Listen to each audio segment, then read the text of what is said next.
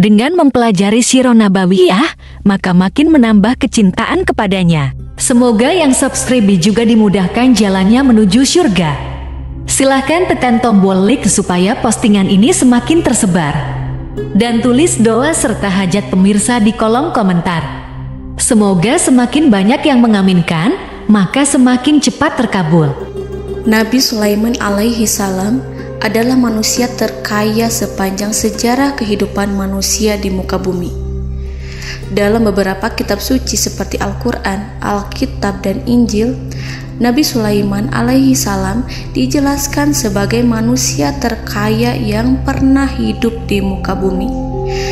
Tidak ada satupun manusia yang bisa mengalahkan total kekayaannya hingga hari kiamat tiba. Para arkeolog telah menemukan situs peninggalan sejarah Islam yang mengungkap total kekayaan Nabi Sulaiman alaihi salam. Erez bin Yosef, seorang profesor sekaligus peneliti, ia menyatakan bahwa 3.000 tahun yang lalu Nabi Sulaiman alaihi salam diperkirakan memiliki kekayaan senilai 2,2 triliun US dollar. Dan apabila dikonversikan dengan nilai mata uang dolar hari ini, jika dirupiahkan, maka nilainya setara dengan 32.891.870 triliun rupiah. Profesor itu juga menjelaskan bahwa kekayaan Nabi Sulaiman alaihi salam berasal dari dua sumber, yakni istana kerajaan dan tambang tembaga. Nilai itu berkali-kali lipat lebih banyak dari total kekayaan negara Indonesia yang hanya mencapai 11.454 triliun per 30 Desember 2021. Nabi Sulaiman alaihi salam memiliki beberapa mukjizat. Di antaranya adalah dapat berbicara dengan bahasa binatang. Beliau dapat memerintah mereka untuk melakukan sesuatu. Beliau juga dapat mengendalikan besar kecilnya tekanan angin dan dapat mengatur ke arah mana angin akan berhembus. Sehingga dengan itu Nabi Sulaiman dapat memanfaatkan angin sebagai kendaraannya dan juga kendaraan tentaranya. Nabi Sulaiman juga bisa melunakkan besi dan membentuknya menjadi pakaian perang yang anti tusukan senjata tajam. Nabi Sulaiman juga memimpin para jin. Mereka tunduk dan patuh pada perintah Nabi Sulaiman alaihi salam. Tidak hanya setan, iblis laknatullah yang merupakan makhluk pembangkang dapat dibuat tunduk bertekuk lutut pada perintah-perintah Nabi Sulaiman. Nabi Sulaiman bisa melakukan teleportasi, yaitu berpindah dari suatu tempat ke tempat yang lain dalam waktu singkat. Peristiwa itu dibuktikan dengan pemindahan singgasana Ratu Balqis atas perintah Nabi Sulaiman. Nabi Sulaiman dikenal sebagai raja yang adil dan bijaksana. Nabi Sulaiman diberkahi kecerdasan yang luar biasa untuk menyatu padukan segenap kekuatan yang Allah berikan kepadanya. Ia mengelola dan membawa kerajaannya menjadi kekuatan raksasa yang tak terkalahkan di masanya dengan segenap kemampuan yang dimilikinya. Tentara Nabi Sulaiman adalah tentara terkuat di bumi tanpa ada yang menandingi. Pertanyaan mendasar yang muncul kali ini adalah dari mana sumber kekayaan dan kekuatan Nabi Sulaiman alaihi salam? Untuk mendapat jawaban dari pertanyaan itu, simak video ini sampai akhir. Sebelum itu, mari bantu channel ini terus berkembang dengan cara subscribe dan nyalakan tanda loncengnya. Berikan komentar yang positif dan berikan like serta share video ini.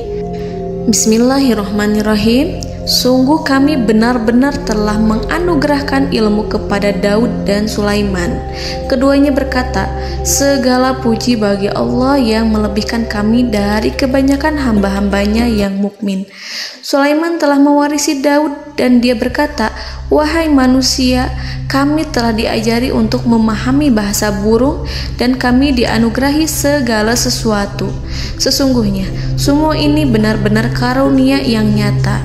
Quran Surat An-Naml ayat 15-16. Saudara-saudaraku yang dirahmati Allah, pada ayat di atas disebutkan bahwa Sulaiman telah mewarisi Daud. Nabi Sulaiman mewarisi Nabi Daud dalam sisi kenabian dan kekuasaan, bukan mewarisi harta, karena para nabi tidak mewariskan harta. Sebab sepeninggalan mereka, harta para nabi menjadi sedekah bagi orang-orang yang ada di sekitarnya, yaitu orang-orang fakir dan orang-orang yang membutuhkan. Dan harta para nabi tidak dikhususkan bagi kalangan keluarganya. Rasulullah Shallallahu Alaihi Wasallam bersabda, "Kami para nabi tidak mewariskan." Nabi Sulaiman mewarisi kenabian dari Nabi Daud. Ini adalah hal yang jelas. Allah telah memilihnya sebagai nabi dari Bani Israel. Begitu juga Allah telah memberinya kekuasaan kerajaan sehingga ia menjadi pemimpin Bani Israel. Barangkali sesuatu yang paling penting yang diwarisi oleh Nabi Sulaiman dari Nabi Daud adalah tradisi militer. Kemajuan militer yang dahsyat telah berpindah kepada Nabi Sulaiman. Nabi Daud sebenarnya adalah seorang pengembala kambing yang sangat miskin, tetapi seiring dengan perjalanan waktu, ia menjadi komandan pasukan tiada tanding. Nabi Daud alaihi salam mengetahui bahwa kekuatan hakiki yang mengatur alam semesta adalah kekuatan Allah. Ketika Nabi Daud mengelurkan tangannya dan memegang potongan batu, lalu beliau melemparkannya dengan ketepel ke arah Jalut, kepala Jalut retak dan ambruk menghantam tanah. Ini sebagai bentuk demonstrasi kekuatan darinya. Kehadiran Nabi Daud mengubah pasukan Bani Israel, di mana mereka sebelumnya lari jika berhadapan dengan musuh. Maka kini keberadaan mereka mulai diperhitungkan di masa hidupnya. Nabi Daud mengalami peperangan yang sangat banyak, tapi Al-Quran tidak menceritakan secara terperinci. Hal itu dikarenakan karena Al-Quran adalah kitab dakwah di jalan Allah, bukan kitab sejarah. Al-Quran hanya menceritakan di dalam Al-Quran surat Shad ayat 20, "Dan kami kuatkan kerajaannya, kerajaan Daud." Ayat tersebut berarti bahwa Nabi Daud belum terkalahkan dalam peperangan yang diikutinya. Di samping dukungan yang Allah berikan kepadanya, juga pasukan dan rakyatnya, di mana mereka adalah orang-orang yang bertauhid, menyerahkan diri kepada Allah. Allah Subhanahu wa Ta'ala mengajarkan kepada Nabi Daud hal-hal yang menjadikan pasukannya memiliki keistimewaan yang dengannya mereka dapat mengalahkan pasukan-pasukan lain, pasukan-pasukan besar yang ada di bumi pada saat itu. Allah Subhanahu wa Ta'ala berfirman dalam surat Saba ayat 10, "Dan kami telah melunakkan besi untuknya." Baju besi mungkin akan menjadi masalah dalam benak kita. Ketika orang-orang yang berperang, baju besi cukup mengganggu gerakan mereka. Kita bisa membayangkan ketika ada dua orang berperang, salah satu dapat bergerak bebas, sementara yang lainnya tidak leluasa bergerak karena tertahan dengan pakaiannya. Namun, dengan kekuasaan Allah, Nabi Daud dapat melunakkan besi dan membuat baju besi yang ringan, yang mudah untuk digunakan. Ini adalah kemajuan penting yang Allah berikan kepada Nabi Daud dan tentaranya. Kemajuan itu kemudian diajarkan, diwariskan dan dimiliki oleh Nabi Sulaiman alaihi salam. Nabi Sulaiman memiliki pasukan dahsyat yang melebihi pasukan manapun di bumi saat itu, atau bahkan mungkin saat ini. Bahkan Allah menambahkan karunia-Nya kepada Nabi Sulaiman yang disebutkan dalam Al-Quran surat An-Naml ayat 16. Dan Sulaiman telah mewarisi Daud, dan dia berkata, "Wahai manusia, kami telah diberi pengertian tentang suara burung, dan kami diberi segala sesuatu. Sesungguhnya ini benar-benar suatu karunia yang nyata." Saudara-saudaraku yang dirahmati Allah, pada suatu hari Nabi Sulaiman alaihi salam menengadahkan tangannya dan berdoa kepada Allah Subhanahu wa ta'ala. Antara hati Nabi dan Allah tidak ada penghalang, tidak ada jarak, tidak ada sekatan waktu, tidak ada satupun dari para nabi yang berdoa kepada Allah kecuali doanya pasti dikabulkan. Doa Nabi Sulaiman alaihi salam direkam dalam Al-Quran surat Shad ayat 35. Nabi Sulaiman berkata, "Ya Tuhanku, ampunilah aku, anugerahkanlah kepadaku kerajaan yang tidak dimiliki oleh seorang pun sesudahku." Nabi Sulaiman menginginkan dari Allah sesuatu kerajaan yang belum pernah diperoleh oleh siapapun setelahnya. Allah Subhanahu wa ta'ala mengabulkan doa Nabi Sulaiman dan memberinya kerajaan tersebut. Nabi Sulaiman mewarisi kekuasaan, kenabian, hikmah ilmu dari Nabi Daud alaihi salam. Orang-orang menyebut Nabi Sulaiman Al-Hakim, Sulaiman yang bijaksana. Kebijaksanaan Nabi Sulaiman tidak terbatas pada keadilannya di tengah-tengah manusia dan juga kasih sayangnya kepada mereka. Namun, kebijaksanaan Nabi Sulaiman juga berlaku di kalangan burung dan binatang lainnya. Nabi Daud juga mengenal bahasa burung, tetapi Nabi Sulaiman dapat berbicara dengan bahasa burung. Bahkan, ia dapat menggantikannya sebagai pembantunya. Ketika Nabi Daud bertasbih di gunung, burung-burung serta binatang buas ikut bertasbih bersamanya. Bahkan angin pun berhenti untuk mendengarkan tasbih itu. Sedangkan Nabi Sulaiman alaihi salam, Allah Subhanahu wa ta'ala memberinya karunia lebih dari itu, di mana binatang-binatang buas tunduk padanya, begitu juga angin dan burung. Saudara-saudaraku yang dirahmati Allah, Nabi Sulaiman alaihi salam mampu mendengarkan bisikan semut yang berbicara kepada sesama mereka. Bahkan ia mampu memerintahkan semut tersebut sehingga semut itu menjadi taat pada perintahnya. Pasukan Nabi Sulaiman memiliki kekuatan yang sangat dahsyat. Belum pernah ada di dunia ini satu pasukan pun yang memiliki kekuatan seperti itu. Kekuatan Nabi Sulaiman berasal dari beberapa kombinasi yang sangat mengagumkan, sehingga karenanya ia tidak dapat tertandingi. Kekuatan itu terdiri dari manusia, binatang-binatang, jin, dan lain sebagainya. Kita mengetahui bahwa jin adalah makhluk Allah dan manusia tidak mampu melihatnya atau menghadirkannya atau meminta pertolongan kepadanya. Sedangkan Nabi Sulaiman telah diberi Allah suatu kemampuan untuk menundukkan jin, memperkerjakan mereka sebagai tentara di tengah-tengah peperangan. Bahkan ia mampu menjadikan mereka sebagai pekerja-pekerja kasar di kerajaannya saat tidak ada peperangan. Oleh sebab itu, ketika ada pasukan lain yang mencoba melawan pasukan Nabi Sulaiman, mustahil mereka akan mendapatkan kemenangan. Bahkan pasukan Nabi Sulaiman diperkuat oleh pasukan burung. Burung di pasukan Nabi Sulaiman memerankan tugas penting, yaitu menjadi agen intelijen. Kita mengetahui bahwa peranan informasi saat peperangan adalah hal yang penting. Dari informasi tersebut, pasukan dapat mengetahui keadaan lawannya. Demikianlah peranan burung pada pasukan Sulaiman. Ia terbang di tengah-tengah musuh. Kemudian, ia kembali kepada Nabi Sulaiman untuk menyampaikan berita tentang keadaan lawannya. Di samping jin dan burung, Allah juga menundukkan angin untuk Nabi Sulaiman. Nabi Sulaiman dapat memerintahkan angin dan ia mampu untuk menaiki angin tersebut. Dalam Al-Quran surat Shad ayat 36-40, Allah Subhanahu wa ta'ala berfirman, "Kami tundukkan kepada angin yang berhembus dengan baik menurut kemana saja yang dikehendaki Sulaiman. Dan kami tundukkan pula kepadanya setan-setan, semuanya ahli bangunan dan penyelam, dan setan yang lain yang terikat dalam belenggu. Inilah anugerah kami, maka berikanlah kepada orang lain atau tahanlah untuk dirimu tanpa perhitungan, dan sesungguhnya dia mempunyai kedudukan yang dekat pada sisi kami dan tempat kembali yang baik."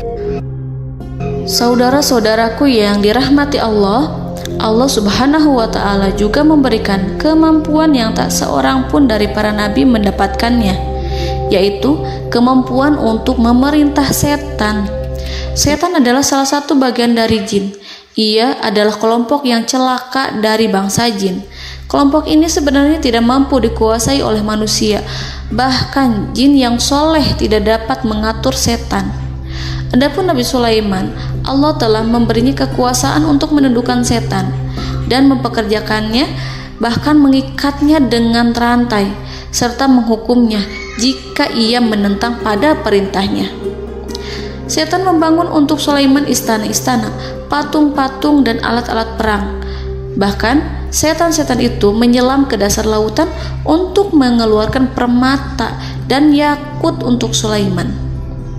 Jika di antara setan yang menentang perintahnya, maka Nabi Sulaiman alaihi salam mengikatnya dengan rantai. Ini semua menunjukkan kekayaan Nabi Sulaiman dan kekuasaannya, di mana ia mampu mengatur banyak makhluk di bumi ini. Tentu saja, kemampuan itu semua adalah atas izin dari Allah Subhanahu wa Ta'ala sebagai mukjizat darinya. Allah Subhanahu wa Ta'ala berfirman dalam Al-Quran surat Saba ayat 12, dan sebagian dari jin adalah yang bekerja di hadapannya di bawah kekuasaannya dengan izin Tuhannya, dan siapa yang menyimpang di antara mereka dari perintah kami, maka kami rasakan kepadanya azab neraka yang apinya menyala-nyala. Para jin itu membuat untuk Sulaiman apa yang dikehendakinya, dari gedung-gedung yang tinggi, patung-patung, dan piring-piring yang besarnya seperti kolam, atau periuk yang tetap berada di atas tungku. Saudara-saudaraku yang dirahmati Allah, Nabi Sulaiman yang bijaksana adalah penguasa yang tak tertandingi di muka bumi. Meskipun memperoleh nikmat-nikmat khusus yang agung itu yang Allah berikan kepada Sulaiman, beliau tetap menunjukkan dirinya sebagai manusia yang paling banyak berzikir kepada Allah dan manusia yang paling banyak bersyukur di zamannya. Saudara-saudaraku yang dirahmati Allah, sebagaimana Allah Subhanahu wa Ta'ala memberikan nikmat kepada ayahnya Nabi Daud alaihi salam, di mana ia mampu melunakkan besi, dan Allah mengajarinya bagaimana cara mencairkan besi, maka Nabi Sulaiman alaihi salam dapat memanfaatkan tembaga yang cair untuk peperangan. Dan juga di saat perdamaian, pada saat peperangan, beliau mencampur tembaga dengan besi dan menjadikannya perunggu. Mereka menggunakan senjata-senjata perunggu dalam peperangan seperti pedang, baju besi, dan juga pisau. Senjata-senjata ini adalah senjata yang paling kuat pada saat itu. Sedangkan di saat damai, tembaga digunakan untuk membuat bangunan, perhiasan, dan sebagainya. Meskipun Nabi Sulaiman mendapatkan nikmat yang besar dan karunia yang khusus, Allah Subhanahu wa Ta'ala mengujinya dengan suatu ujian yang dahsyat. Ujian yang akan selalu datang kepada seorang hamba yang soleh. Ketika hamba itu mendapatkan kedudukan besar, maka ujiannya pun menjadi besar. Allah Subhanahu wa Ta'ala menguji Nabi Sulaiman dengan penyakit. Diceritakan oleh Fahru Roji, Nabi Sulaiman diuji dengan suatu penyakit yang keras, di mana kedokteran saat itu tidak dapat dan tidak mampu mengatasinya. Sakitnya Nabi Sulaiman sangat keras sehingga para dokter dari kalangan manusia ataupun jin tidak mampu menghilangkan penyakit itu. Lalu burung-burung menghadirkan rumput-rumput yang dianggapnya sebagai obat, tetapi Nabi Sulaiman tak kunjung sembuh. Semakin hari penyakit Nabi Sulaiman semakin menjadi-jadi, sehingga ketika Nabi Sulaiman duduk di atas kursi, ia duduk bagaikan tubuh tanpa roh. Seakan-akan ia mati karena saking keras penyakit yang dideritanya. Sakit yang diderita oleh Nabi Sulaiman alaihi salam berlangsung sangat lama. Namun Nabi Sulaiman tidak henti-hentinya berzikir kepada Allah dan meminta kesembuhan kepadanya, serta selalu beristighfar dan mengungkapkan rasa cinta kepadanya. Selesailah ujian Allah terhadap hambanya Nabi Sulaiman.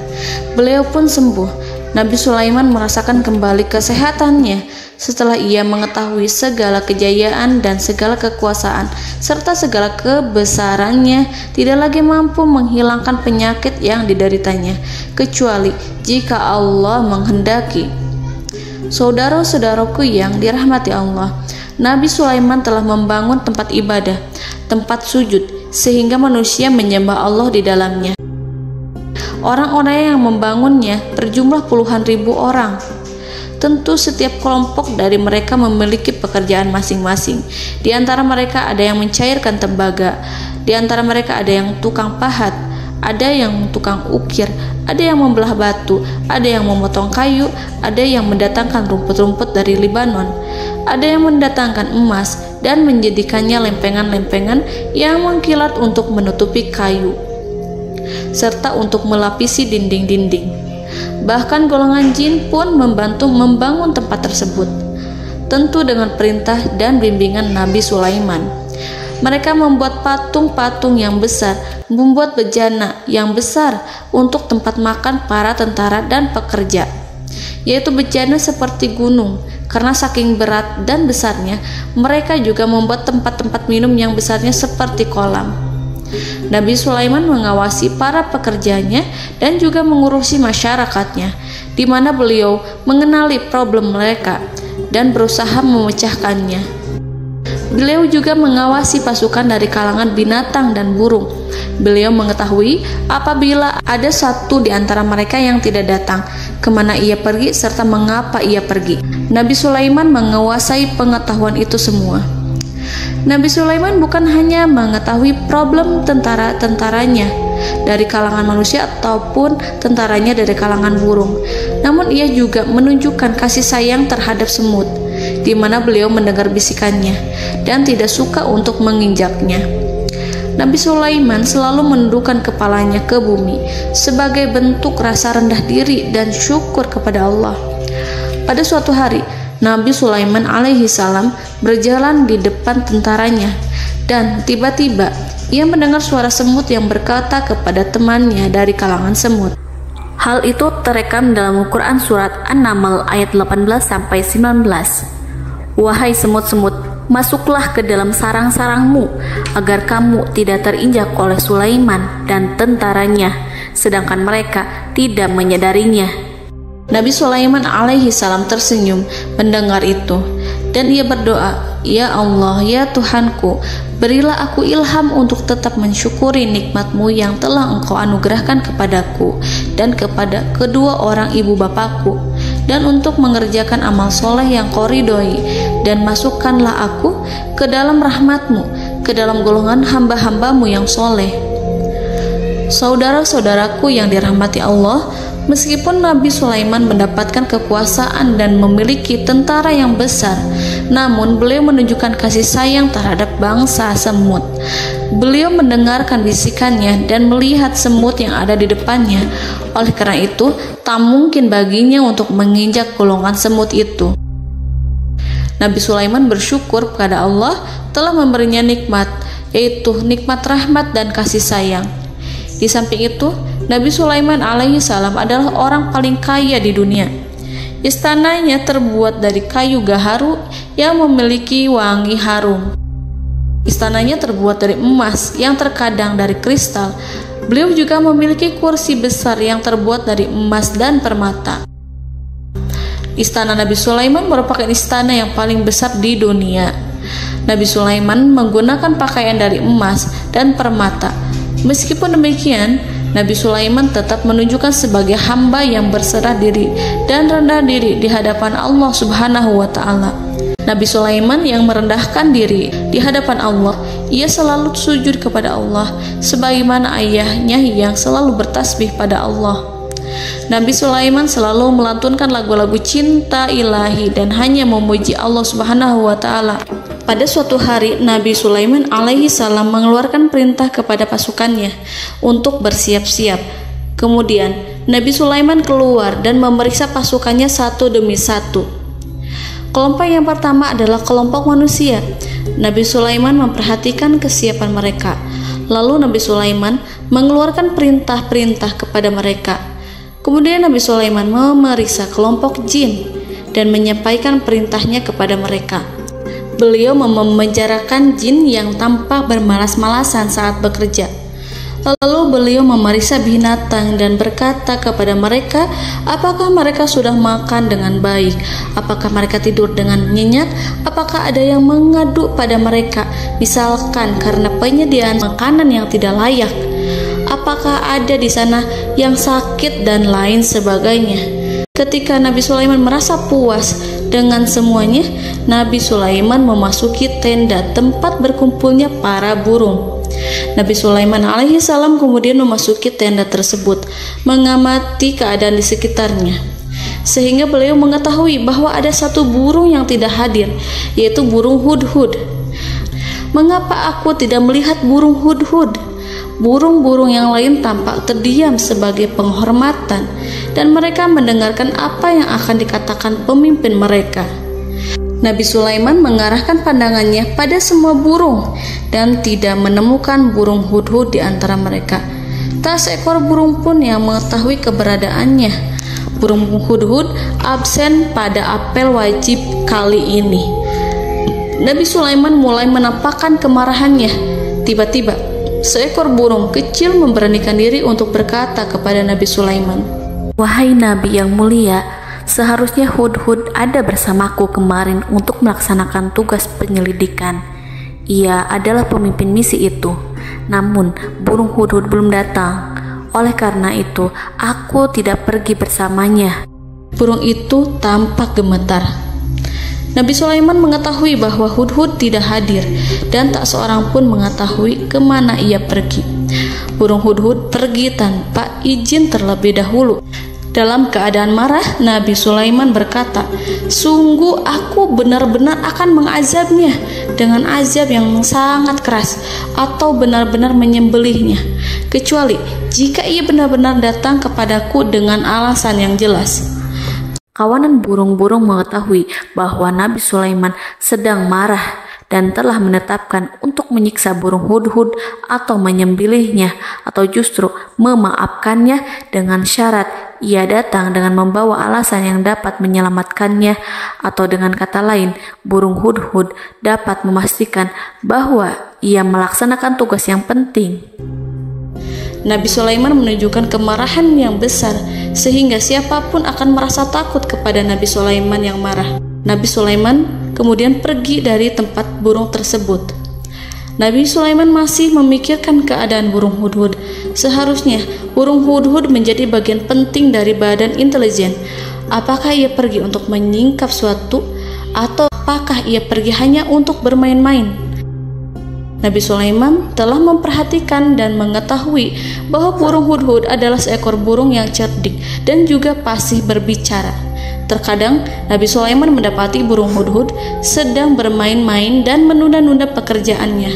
Namun ketika Nabi Sulaiman melihatnya, burung hudhud memahami bahwa perbuatannya tidak benar. Oleh karena itu, ia tidak boleh menyampur adukan antara waktu serius dan waktu bermain. Tidak lama setelah itu, burung hudhud tiba di tempat para burung. Burung-burung yang lain berkata kepadanya, "Wahai hudhud, pergilah engkau ke tempat Nabi Sulaiman. Jika ia mengetahui bahwa engkau telah sampai, jiwamu benar-benar terancam." Mendengar itu, burung hudhud segera beranjak. Ia terbang menemui Nabi Sulaiman. Pada waktu itu, Nabi Sulaiman sedang duduk bersama tentaranya yang lain. Burung hudhud berdiri. Ia telah merencanakan untuk memulai pembicaraan dengan Nabi Sulaiman sebelum Nabi Sulaiman bertanya kepadanya kemana dia pergi. Ini sebagai bukti bahwa hudhud telah melaksanakan suatu tugas yang penting. Dalam Al-Quran Surat An-Naml ayat 22, burung hudhud berbicara, "Aku telah mengetahui sesuatu yang kamu belum mengetahuinya, dan kubawa kepadamu dari negeri Saba suatu berita penting yang diyakini seakan-akan burung hudhud hendak berkata, 'Aku adalah hudhud yang miskin, tapi aku mengetahui apa yang tidak engkau ketahui, dan aku telah datang kepadamu dari kerajaan Saba dengan membawa berita yang sangat penting.'" Nabi Sulaiman tampak terdiam menunggu hudhud menyelesaikan kisahnya. Dalam surat An-Naml ayat 23-24, burung hudhud berkata, Sesungguhnya aku menjumpai seorang wanita yang memerintah mereka. Dia dianugerahi segala sesuatu serta mempunyai singgasana yang besar. Aku mendapati dia dan kaumnya menyembah matahari selain Allah. Dan setan-setan telah menjadikan mereka memandang indah perbuatan-perbuatan mereka, lalu menghalangi mereka dari jalan Allah, sehingga mereka tidak mendapat petunjuk. Burung hudhud diam. Nabi Sulaiman merasa bahwa hudhud menunjukkan kepasihan lisannya. Nabi Sulaiman berkata dalam Quran surat An-Naml ayat 27 sambil menunjukkan senyum manisnya. Nabi Sulaiman berkata, "Akan kami lihat apakah kamu benar wahai hudhud, ataukah kamu termasuk orang-orang yang berdusta." Seakan-akan burung hudhud ingin mengatakan, "Aku tidak berbohong, wahai Nabi yang mulia." Namun diamnya Sulaiman membuat takut sehingga burung hudhud terdiam. Nabi Sulaiman terdiam karena berpikir, lalu ia memutuskan sesuatu setelah itu. Beliau melihat kepada lainnya dan meminta secari kertas. Nabi Sulaiman menulis surat singkat dan menyerahkannya kepada hudhud serta memerintahkan kepadanya seperti yang dikatakan dalam Quran surat An-Naml ayat 28. "Pergilah dengan membawa suratku ini, lalu jatuhkanlah kepada mereka, kemudian berpalinglah dari mereka, lalu perhatikanlah apa yang mereka bicarakan."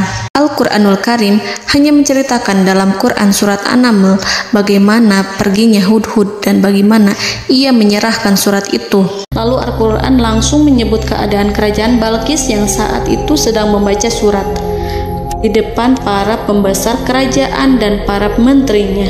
Dalam Al-Quran surat An-Naml ayat 29-31 berkatalah Balqis, "Wahai pembesar-pembesar, sesungguhnya telah dijatuhkan kepadaku sebuah surat yang mulia. Sesungguhnya surat ini dari Sulaiman, dan sesungguhnya isinya dengan menyebut nama Allah yang Maha Pengasih lagi Maha Penyayang, bahwa janganlah kalian berlaku sombong terhadapku, dan datanglah kepadaku sebagai orang yang berserah diri." Saudara-saudaraku yang dirahmati Allah, dalam surat tersebut Nabi Sulaiman menyebutkan supaya mereka menyerahkan diri dan tunduk kepada perintah Nabi Sulaiman. Nabi Sulaiman memerintahkan agar mereka meninggalkan penyembahan terhadap matahari. Nabi Sulaiman tidak mempersoalkan akidah mereka dan tidak memuaskan mereka dengan apapun. Nabi Sulaiman hanya memerintahkan bahwa ia berada di atas kebenaran. Bukankah ia didukung kekuatan yang berlandaskan keyakinan yang dimilikinya? Nabi Sulaiman hanya memerintahkan mereka agar tunduk dan patuh kepadanya. Ratu Sabak menyampaikan surat tersebut di tengah-tengah kaumnya. Dalam Quran surat An-Naml ayat 32 dijelaskan, "Dan berkatalah Balqis, wahai para pembesar, berilah aku pertimbangan dalam urusanku ini. Aku tidak pernah memutuskan sesuatu persoalan sebelum kamu berada dalam majelisku." Saudara-saudaraku yang dirahmati Allah, para pembesar istana Balqis menentang surat tersebut. Isi surat itu membangkitkan kesombongan kaum Sabak, di mana mereka merasa lebih kuat. Mereka mengetahui bahwa di sana ada seorang yang mencoba menentang mereka dan mengisyaratkan peperangan kepada mereka. Lalu ia meminta kepada mereka untuk memenuhi syarat-syaratnya sebelum terjadinya peperangan dan kekalahan. Dalam surat An-Naml ayat 33, mereka menjawab, "Kita adalah orang-orang yang memiliki kekuatan dan juga memiliki keberanian yang sangat besar dalam peperangan. Dan keputusan berada di tanganmu, wahai rajaku. Maka pertimbangkanlah apa yang akan kamu perintahkan." Saudara-saudaraku yang dirahmati Allah, para pembesar kaum Sabak seakan ingin berkata, "Kita siap untuk melaksanakan perang." Tampaknya ratu itu memiliki kebijakan yang lebih baik dari pembesar kaumnya.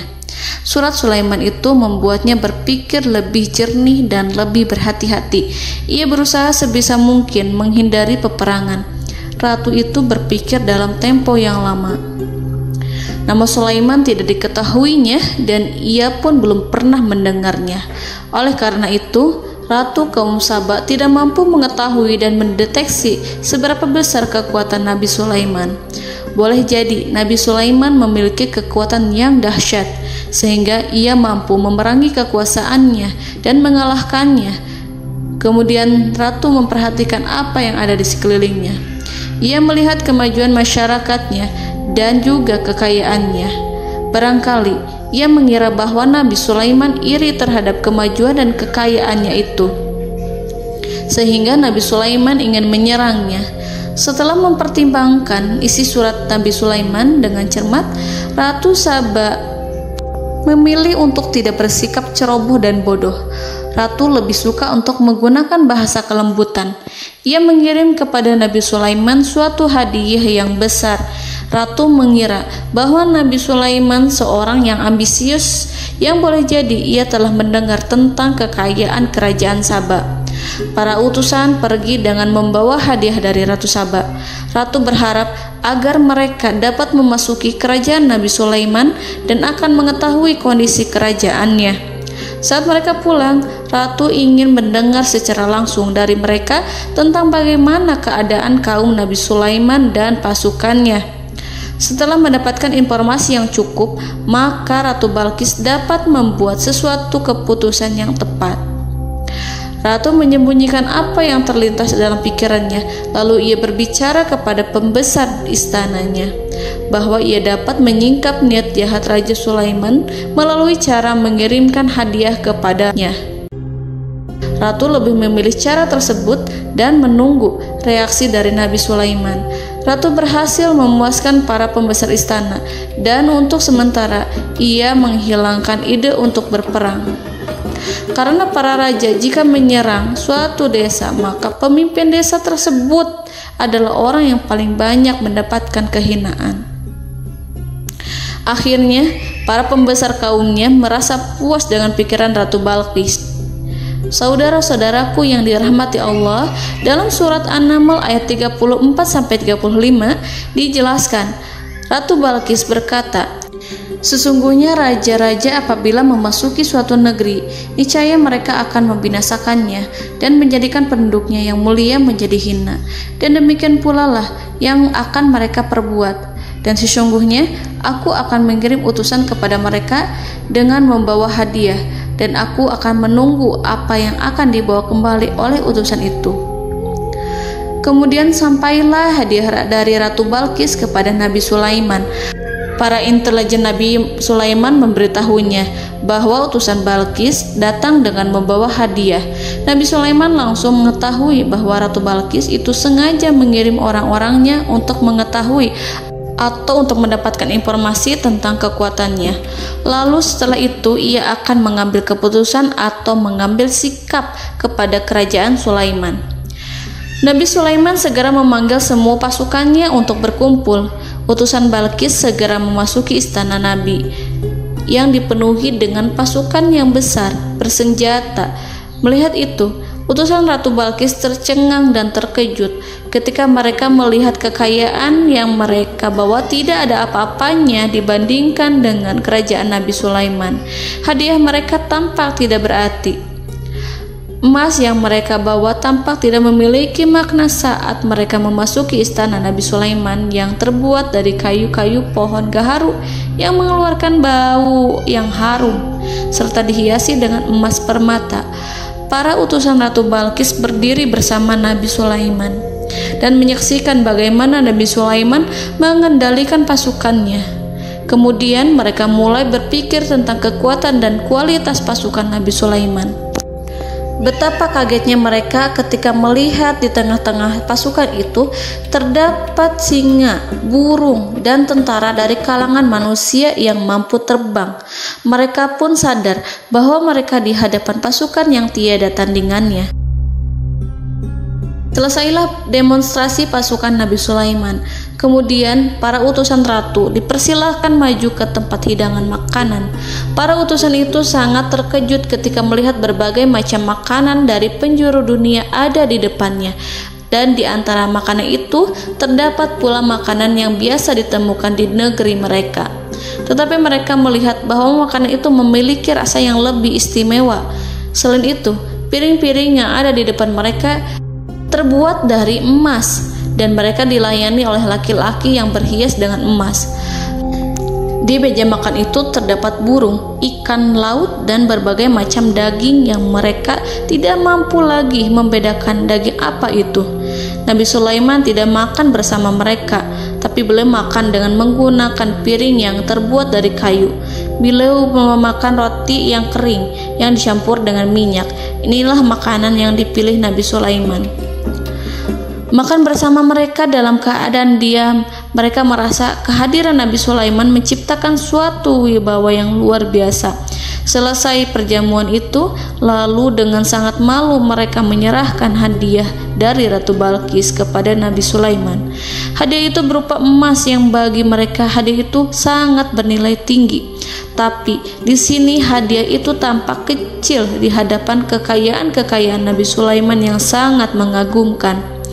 Nabi Sulaiman memperhatikan hadiah dari Ratu Balqis itu dan berkata dalam Quran surat An-Naml ayat 36, "Maka apa yang diberikan Allah kepadaku lebih baik daripada apa yang diberikannya kepadamu, tetapi kamu merasa bangga dengan hadiahmu." Saudara-saudaraku, Raja Sulaiman menyingkap dengan kata-katanya yang singkat itu penolakannya terhadap hadiah mereka. Ia memberitahu utusan itu bahwa ia tidak menerima hadiah tersebut. Ia tidak merasa puas dengan hadiah itu. Yang membuatnya puas hanyalah, janganlah kalian berlaku sombong terhadapku dan datanglah kepadaku sebagai orang-orang yang berserah diri. Lalu Nabi Sulaiman berkata kepada mereka dengan pelan. Hal itu diabadikan dalam Al-Quran surat An-Naml ayat 37. "Kembalilah kepada mereka, sungguh kami akan mendatangi mereka dengan bala tentara yang mereka tidak kuasa melawannya. Dan pasti kami akan mengusir mereka dari negara itu, yaitu negeri Saba, dengan terhina. Dan mereka akan menjadi tawanan-tawanan yang hina." Saudara-saudaraku yang dirahmati Allah, Nabi Sulaiman kemudian meninggalkan para utusan ratu setelah terlebih dahulu mengancam mereka. Para utusan itu berharap agar Nabi Sulaiman mau menunggu kunjungan Ratu Balqis yang akan membawa misi perdamaian. Akhirnya, sampailah para utusan Ratu Balqis ke negeri Saba. Mereka segera menuju istana sang ratu. Mereka memberitahu bahwa negeri mereka ada di ujung tanduk. Mereka menceritakan kepada ratu tentang kekuatan Nabi Sulaiman dan tidak mungkin bagi mereka mampu melawannya. Mereka meyakinkan Ratu Balqis bahwa ia harus mengunjunginya dan melihat sendiri bagaimana kebesaran kerajaan Nabi Sulaiman. Kemudian Ratu Balqis menyiapkan dirinya untuk pergi menuju kerajaan Nabi Sulaiman. Nabi Sulaiman duduk di kursi kerajaan di tengah-tengah para pembesarnya dan para menterinya, serta para komandan pasukannya. Beliau berpikir tentang sosok Balqis. Nabi Sulaiman mengetahui bahwa Balqis menuju tempatnya. Balqis dikelilingi rasa takut. Nabi Sulaiman berpikir sejenak tentang bagaimana matahari disembah. Ia memikirkan bagaimana informasi yang diterima oleh intelijennya tentang kemajuan kerajaan Balqis dalam bidang kesenian dan ilmu pengetahuan. Nabi Sulaiman bertanya kepada dirinya sendiri, apakah kemajuan menjadi penghalang untuk mengetahui kebenaran? Apakah ratu itu senang dengan kekuatan yang dicapainya? Dan ia membayangkan bahwa kekuatannya adalah segalanya. Dengan kemajuan yang dimilikinya, Nabi Sulaiman ingin membuat kejutan agar ratu mengetahui bahwa Islam yang diyakini oleh Nabi Sulaiman adalah satu-satunya yang mampu mendatangkan kemajuan dan kekuatan yang hakiki, sehingga ia dapat membandingkan antara keyakinannya dalam menyembah matahari beserta kemajuan yang dicapainya dengan keyakinan Nabi Sulaiman beserta kemajuan yang diraihnya. Saudara-saudaraku yang dirahmati Allah, para mata-mata Nabi Sulaiman telah memberitahunya bahwa hal yang sangat disegani dan dikagumi oleh kaum Balqis adalah kerajaan Saba, yaitu singgasana Ratu Balqis. Singgasana itu terbuat dari emas dan batu delima. Singgasana tersebut dijaga oleh penjaga yang sangat disiplin, di mana mereka tidak pernah lalai sedikit pun. Oleh karena itu, sangat tepat apabila Nabi Sulaiman menghadirkan singgasananya di sini, di kerajaannya. sehingga ketika ratu tiba, maka ia dapat duduk di atasnya. Nabi Sulaiman ingin membuat kejutan kepadanya dan menunjukkan bahwa kemampuannya tersebut yang berlandaskan pada keislaman. Nabi Sulaiman melakukan yang demikian itu dengan harapan agar si ratu tunduk kepadanya. Ide itu terlintas dalam diri Nabi Sulaiman. Lalu ia mengangkat kepalanya dan menoleh kepada anak buahnya. Hal itu diabadikan dalam Quran Surat An-Naml ayat 38. Wahai para pembesar, siapakah di antara kamu sekalian yang sanggup membawa singgasananya kepadaku sebelum mereka datang kepadaku sebagai orang-orang yang berserah diri? Saudara-saudaraku, perhatikanlah ungkapan pikiran Nabi Sulaiman tersebut. Semua pemikirannya berkisar tentang keislaman para penyembah matahari, tentang bagaimana beliau dapat memberikan petunjuk kepada mereka di jalan Allah. Yang pertama menjawab pertanyaan Nabi Sulaiman adalah jin Ifrit. Dalam Quran Surat An-Naml ayat 39, berkatalah Ifrit yang cerdik dari golongan jin, "Aku akan datang kepadamu dengan membawa singgasana itu sebelum kamu berdiri dari tempat dudukmu. Sesungguhnya aku benar-benar kuat untuk membawanya, lagi dapat dipercaya." Nabi Sulaiman berdiri dari tempat duduknya. Setelah 1 jam atau 2 jam, jin itu berjanji kepadanya untuk menghadirkan singgasana Balkis. Sebelum itu, istana Nabi Sulaiman di Palestina, sedangkan istana Balkis terletak di Yaman. Antara singgasana tersebut dengan singgasana Nabi Sulaiman berjarak lebih dari ribuan mil. Barangkali pesawat yang cepat sekalipun yang kita kenal hari ini tidak akan mampu membawa dan mendatangkan istana itu dalam waktu 1 jam. Tetapi masalahnya di sini, berhubung dengan kekuatan jin yang serba misterius, Nabi Sulaiman tidak mengomentari sedikit pun terhadap apa yang dikatakan oleh Ifrit. Nabi Sulaiman tampak menunggu tanggapan lain yang mampu menghadirkan singgasana Balkis yang lebih cepat dari jin Ifrit. Nabi Sulaiman menoleh kepada seorang yang di sana, yang duduk di atas naungan. Hal itu diceritakan dalam Al-Quran Surat An-Naml ayat 40. Berkatalah seseorang yang mempunyai ilmu dari Alkitab, "Aku akan membawa singgasana itu kepadamu sebelum matamu berkedip." Maka tatkala Sulaiman melihat singgasana itu terletak di hadapannya, ia pun berkata, "Ini termasuk karunia Tuhanku untuk menguji aku. Apakah aku akan bersyukur atau mengingkari nikmatnya? Dan barang siapa yang bersyukur, maka sesungguhnya dia bersyukur untuk kebaikan dirinya sendiri. Dan barang siapa yang ingkar, maka sesungguhnya Tuhanku maha kaya lagi maha mulia." Saudara-saudaraku, belum lama seseorang yang mempunyai ilmu dari Alkitab menyatakan kalimatnya, sehingga singgasana itu tiba-tiba ada di depan Nabi Sulaiman, yang mampu menghadirkan singgasana itu lebih cepat dari kedipan mata. Al-Quranul Karim tidak menyingkap kepribadian seseorang yang menghadirkan singgasana itu. Al-Quran hanya menggarisi bahwa orang itu mempunyai ilmu dari Alkitab. Al-Quran tidak menjelaskan kepada kita apakah ia seorang malaikat ataukah manusia ataukah jin. Al-Quran sengaja tidak menyingkap hakikat kitab yang dimaksud. Saudara-saudaraku yang dirahmati Allah, setelah melihat singgasana itu, Nabi Sulaiman bersyukur kepada Allah. Ia mulai memperhatikan singgasana sang ratu. Singgasana tersebut merupakan simbol pembangunan dan juga kemajuan, tetapi tampaknya ia hanya sesuatu yang biasa saja jika dibandingkan dengan kekuasaan dan kebesaran ciptaan yang dibuat oleh manusia dan jin di kalangan istana Nabi Sulaiman. Nabi Sulaiman memikirkan dalam tempo yang sangat lama singgasana Ratu Balkis itu. Kemudian beliau memerintahkan agar singgasana itu diperbaiki, sehingga saat Ratu Balkis datang, dia akan mengujinya. Apakah Ratu Balkis dapat mengenali singgasananya ataukah tidak? Dalam Al-Quran Surat An-Naml ayat 41, Nabi Sulaiman berkata, "Ubahlah baginya singgasananya, maka kita akan melihat apakah dia mengenal ataukah dia termasuk orang-orang yang tidak mengenalnya."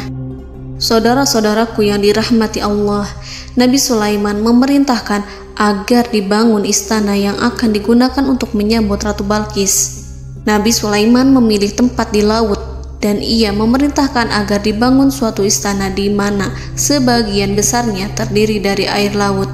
Nabi Sulaiman memerintahkan agar lantainya itu terbuat dari kaca yang tebal dan kuat, sehingga orang-orang yang berjalan di atas istana itu akan dapat melihat di bawahnya ada ikan-ikan berwarna-warni yang berenang-renang. Dan mereka akan melihat rumput-rumput laut yang bergerak-gerak. Akhirnya, selesailah pembangunan istana itu. Saking bersihnya kaca lantainya, sehingga tampak di sana tidak ada kaca. Burung hudhud memberitahu Nabi Sulaiman bahwa Balqis telah sampai dekat kerajaannya. Kemudian Ratu Balqis datang. Al-Quran tidak menyebutkan keadaan Nabi Sulaiman saat menyambut Balqis, namun Al-Quran menunjukkan dua sikap Ratu Balqis. Yang pertama, bagaimana sikap Balqis ketika pertama kali melihat singgasananya yang datang mendahuluinya, padahal ia telah meninggalkan pengawalannya untuk tetap setia menjaga singgasananya itu. Keadaan kedua adalah keadaan di depan istana yang dibangun untuk penyambutan Balqis. Istana itu penuh dengan permata yang berenang-renang di bawahnya ikan-ikan. Dalam Quran Surat An-Naml ayat 42 dijelaskan, dan ketika Balqis datang, ditanyakanlah kepadanya, "Serupa inikah singgasanamu?" Balqis menjawab, "Seakan-akan singgasana ini adalah singgasanaku. Kami telah diberi pengetahuan sebelumnya, dan kami adalah orang-orang yang berserah diri." Saudara-saudaraku, pada dialek di atas, Balqis melihat singgasananya dan ia tercengang saat mengetahui bahwa itu adalah singgasana miliknya. Namun kemudian ia mulai ragu karena melihat tidak sepenuhnya itu singgasana miliknya. Jika itu benar-benar miliknya, lalu bagaimana ia datang mendahuluinya? Dan bila bukan singgasananya, maka bagaimana Sulaiman dapat meniru sepersis dan seteliti itu? Padahal Sulaiman tidak pernah sekalipun ke kerajaannya. Nabi Sulaiman berkata saat melihat Balqis mengamati singgasananya, "Apakah ini singgasanamu?" Balqis terlihat sangat kebingungan, namun setelah itu ia menjawab, "Sepertinya benar." Nabi Sulaiman berkata, "Kami telah diberi ilmu sebelumnya dan kami sebagai orang-orang muslim." Saudaraku yang dirahmati Allah, melalui pertanyaan Nabi Sulaiman ingin mengisyaratkan kepada Balqis agar ia membandingkan antara keyakinannya beserta ilmu yang dicapainya dengan keyakinan Nabi Sulaiman yang muslim beserta pengetahuan yang telah diraihnya. Penyembahan terhadap matahari dan pencapaian ilmu yang dicapai oleh Ratu Balqis tanpa tidak ada apa-apanya dibandingkan dengan ilmu Nabi Sulaiman dan keislaman. Nabi Sulaiman telah mendahuluinya dalam bidang ilmu karena keislamannya. Karena itu, sangat mudah baginya untuk mengungguli Balqis dalam ilmu-ilmu yang lainnya.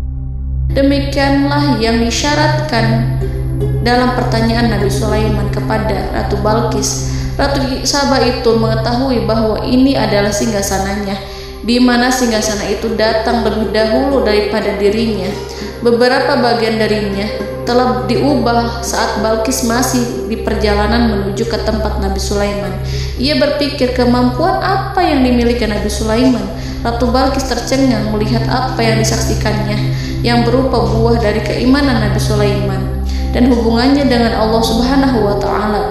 Sebagaimana Balqis juga tercengang ketika melihat kemajuan di bidang ilmu pembangunan, seni, dan ilmu-ilmu yang lainnya. Maka ia tidak lebih kagum lagi saat melihat hubungan yang kuat antara keislaman Nabi Sulaiman dengan ilmunya serta kemajuan yang diraihnya. Dalam Al-Quran Surat An-Naml ayat 43 dijelaskan, dan apa yang disembahnya selama ini selain Allah mencegahnya untuk melahirkan keislamannya, karena sesungguhnya ia terdahulu termasuk orang-orang yang kafir. Saudara-saudaraku yang dirahmati Allah, berguncanglah dalam benak Balqis ribuan hal ketika melihat keyakinan kaumnya runtuh di hadapan Nabi Sulaiman. Ia menyadari matahari yang disembahnya hanya merupakan ciptaan Allah, dan Allah lah yang menggerakkannya untuk hamba-hambanya. Lalu terbitlah matahari kebenaran dalam dirinya. Hatinya diterangi oleh cahaya baru yang tidak akan tenggelam seperti tenggelamnya matahari. Masa keislamannya hanya menunggu waktu. Ratu Balqis memilih waktu yang tepat untuk mengumumkan keislamannya. Allah Subhanahu wa Ta'ala berfirman dalam Quran Surat An-Naml ayat 44. Dikatakan kepadanya, masuklah ke dalam istana. Maka tatkala ia melihat lantai istana itu, dikiranya kolam air yang besar dan disingkapnya 2 betisnya. Berkatalah Sulaiman, sesungguhnya ia adalah istana licin yang terbuat dari kaca. Berkatalah Balqis, wahai Tuhanku, sesungguhnya aku telah berbuat zalim terhadap diriku dan aku berserah diri bersama Sulaiman kepada Allah Tuhan semesta alam. Saudara-saudaraku yang dirahmati Allah, dikatakan kepada Balqis, masuklah ke dalam istana. Ketika ia masuk, maka ia tidak menyaksikan adanya kaca, tetapi ia melihat air, sehingga ia mengira akan bersinggungan dengan air. Lalu ia menyingkapkan sedikit bajunya agar bajunya itu tidak basah. Nabi Sulaiman mengingatkannya tanpa melihatnya agar ia tidak khawatir terhadap pakaiannya, karena pakaiannya tidak akan basah sebab di sana tidak ada air. Itu sekedar kaca yang halus, yang saking halusnya sehingga ia tidak tampak. Pada kesempatan itulah Balqis mengumumkan keislamannya yang mengakui kelalimannya, dan ia menyatakan menyerahkan diri kepada Nabi Sulaiman dan kepada Allah Tuhan semesta alam. Lalu kaumnya pun mengikutinya dan mereka memeluk Islam. Balqis menyadari ia berhadapan dengan penguasa yang terbesar di bumi dan Nabi Allah yang mulia. Untuk pertama kalinya, wajah Sulaiman tampak dihiasi dengan senyuman yang menunjukkan kepuasannya sejak Balqis mengunjunginya. Demikianlah Nabi Sulaiman mewujudkan kejayaannya yang hakiki dan menyebarkan cahaya Islam di muka bumi. Saudara-saudaraku, Al-Quran tidak menyebutkan kisah Balqis setelah keislamannya. Para ahli tafsir mengatakan bahwa ia menikah dengan Nabi Sulaiman. Selain itu, ada yang mengatakan bahwa ia menikah dengan salah satu orang dekat Nabi Sulaiman. Ada juga yang mengatakan bahwa sebagian Raja Habasyah adalah keturunan dari buah perkawinan ini. Wallahu a'lam bishawab. Saudara-saudaraku yang dirahmati Allah, Nabi Sulaiman hidup di tengah-tengah kejayaan dan kemuliaan di bumi. Kemudian Allah menetapkan kematian untuknya, sebagaimana kehidupan Sulaiman berada di puncak kemuliaan dan kejayaan yang penuh dengan keajaiban yang luar biasa, maka kematiannya pun merupakan tanda-tanda kebesaran Allah yang penuh dengan keajaiban. Demikianlah bahwa kematiannya sesuai dengan kehidupannya, sesuai dengan kejayaannya. Allah berfirman tentang kematian Sulaiman di dalam Al-Quran Surat Saba ayat 14. Maka tatkala kami telah menetapkan kematian Nabi Sulaiman, tidak ada yang menunjukkan kepada mereka kematiannya itu kecuali rayap yang memakan tongkatnya. Maka tatkala ia telah tersungkur, tahulah jin bahwa kalau sekiranya mereka mengetahui yang gaib, tentulah mereka tidak akan tetap dalam siksa yang menghinakan. Saudara-saudaraku, kemampuan Nabi Sulaiman untuk menundukkan jin dan mempekerjakan mereka serta hubungan mereka dengan semua itu menimbulkan fitnah di tengah-tengah manusia dalam hal tertentu. Kematian Nabi Sulaiman merupakan batasan jawaban terhadap fitnah ini. Kami tidak mengetahui siapa yang mengklaim bahwa jin mengetahui hal yang gaib. Apakah itu setan yang terkutuk, atau jin yang bodoh, atau manusia yang tertipu? Kami tidak mengetahui siapa yang bertanggung jawab terhadap tersebarnya isu yang keliru ini. Yang kita ketahui adalah bahwa hal tersebut adalah mempengaruhi sebagian manusia dan jin. Barangkali manusia berkata kepada diri mereka, selama jin melakukan perbuatan yang luar biasa ini, maka apa gerangan yang menjadikan mereka tidak mengetahui hal yang gaib itu? Manusia itu lupa bahwa kunci kegaiban berada di tangan Allah. Masalah ilmu gaib tidak akan mampu dikuasai oleh jin dan manusia. Hanya Dia yang mengetahuinya, dan manusia diberitahu hanya sedikit sekali. Saudara-saudaraku yang dirahmati Allah, seakan-akan Allah telah merencanakan bahwa kematian Sulaiman bertujuan untuk menghancurkan pemikiran itu, yaitu pemikiran bahwa jin mengetahui hal-hal yang gaib. Jin bekerja untuk Nabi Sulaiman selama beliau hidup, dan tatkala beliau meninggal, maka tugas mereka menjadi bebas. Nabi Sulaiman meninggal tanpa diketahui oleh jin, sehingga mereka tetap bekerja untuk mereka, tetap mengabdi kepada Sulaiman. Seandainya mereka mengetahui hal yang gaib, niscaya mereka tidak akan meneruskan pekerjaan mereka. Saudara-saudaraku, pada suatu hari Nabi Sulaiman memasuki mihrabnya untuk itikaf ibadah dan beribadah kepada Allah. Tak seorang pun yang berani mengganggu khalwatnya. Mihrab Sulaiman terletak di puncak gunung dan dindingnya terbuat dari permata. Pada suatu hari, Nabi Sulaiman duduk bersandar pada tongkatnya dan ia tampak tenggelam dalam tafakur. Beliau berzikir pada Allah hingga rasa kantuk menguasainya. Lalu setelah itu malaikat maut menemuinya. Nabi Sulaiman pun meninggal. Beliau bersandar kepada tongkatnya. Jin melihatnya dan mengira bahwa beliau sedang sholat, sehingga mereka pun terus melanjutkan pekerjaannya. Berlalulah hari demi hari yang panjang. Datanglah rayap, yaitu semut kecil yang memakan kayu. Hewan itu mulai memakan tongkat Nabi Sulaiman. Rayap itu tampak lapar. Sebagian dari tongkat Nabi Sulaiman dimakan beberapa hari oleh rayap itu. Ketika yang dimakannya semakin bertambah, maka tongkat itu pun menjadi rusak dan kemudian jatuh dari tangan Nabi Sulaiman alaihi salam. Tubuh mulia itu kehilangan keseimbangan dan kemudian jatuh terhempas di bumi. Tatkala tubuh suci itu tersungkur, maka manusia segera menuju ke arahnya. Mereka menyadari dan mengetahui bahwa Nabi Sulaiman telah meninggal dalam waktu yang lama. Jin menyadari bahwa mereka tidak mengetahui hal yang gaib, dan manusia pun mengetahui hakikat ini. Seandainya jin mengetahui hal yang gaib, niscaya ia tidak akan meneruskan siksa yang hina. Mereka tidak akan bekerja kepada Sulaiman. Demikianlah Nabi Sulaiman alaihi salam meninggal dalam keadaan duduk dan sholat di mihrabnya. Lalu berita itu tersebar bagaikan api di bumi. Manusia, burung, dan binatang buas mengantarkan jenazah Nabi Sulaiman. Sekawanan burung tampak sedih dan menangis. Semua makhluk bersedih. Akhirnya tak seorang pun mengetahui bahasa burung di bumi. Meninggallah seorang yang memahami pembicaraan burung, binatang-binatang, jin, dan lain sebagainya. Burung-burung itu berkata, betapa beratnya kehidupan di tengah orang-orang yang tidak mengetahui pembicaraan kita. Allahu a'lam.